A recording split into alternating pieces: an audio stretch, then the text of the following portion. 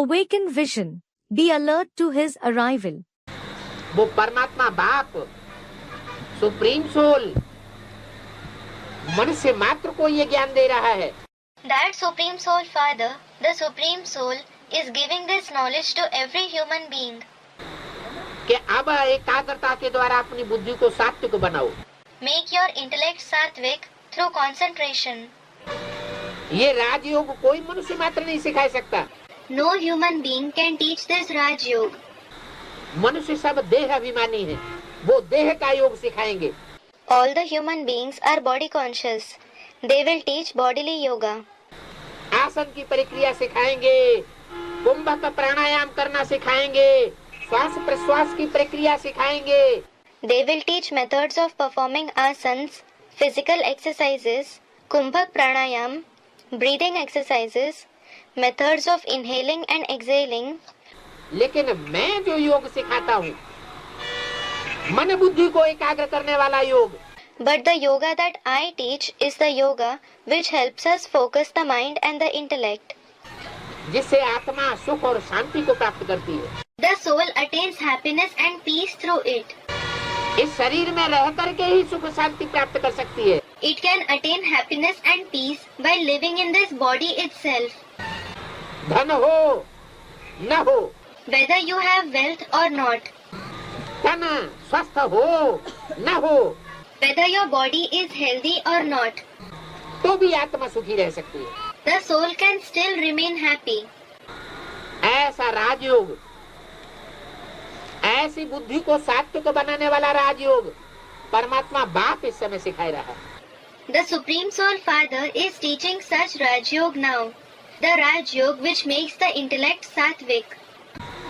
अगर कोई मनुष्य उसका ज्ञान दे भी रहे हैं, तो उससे सुना हुआ ज्ञान दे रहे हैं। Even if some human beings are giving his knowledge, then they are giving what they have heard from him. Realisation कराए रहे। They are making them, the listeners, realize. तो अभी सोने का टाइम नहीं है, So it is not the time to sleep now. अभी जागने का टाइम है। Now it is the time to wake up. सजग होकर के देखने का टाइम है। It is the time to become alert and check. कि इस दुनिया में कहाँ आया हुआ है परमात्मा बाप, Where has the Supreme Soul Father come in this world? कहाँ ज्ञान की वो बांसुरी बजाए रहा है। Where is he playing the flute of knowledge? जो कृष्ण की बांसुरी बहुत प्रसिद्ध है। The flute of Krishna, which is very famous. बांसुरी मीठी तान छोड़ती है। The flute produces a sweet music. परमात्मा बाप ने भी आकर के मीठी लोरी सुनाई है, मीठी तान सुनाई है। The Supreme Soul Father also came and sung a sweet lullaby, a sweet music. उस बाप की वाणी में बहुत माधुर्य है। There is a lot of sweetness in the Vani, words of that Father. सिर्फ माधुरी ही नहीं है, उसमें बड़े बड़े गुहियार्थ है। There is not only sweetness in it, but it also contains great and deep meanings. सामान्य रूप से पढ़ने पर सुनने पर ऐसे लगेगा ये कोई बूढ़ा व्यक्ति बोल रहा है। On reading and hearing it in an ordinary way, it will appear that an old person is speaking.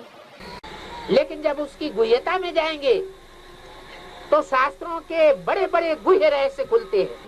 But when we go in its depth, very big and deep secrets of the scriptures are revealed.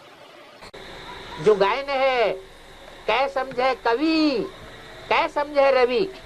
There is a saying, "Ke samjhe kavi, ke samjhe ravi," meaning only the poet or the sun, meaning God, knows the meaning of the poem.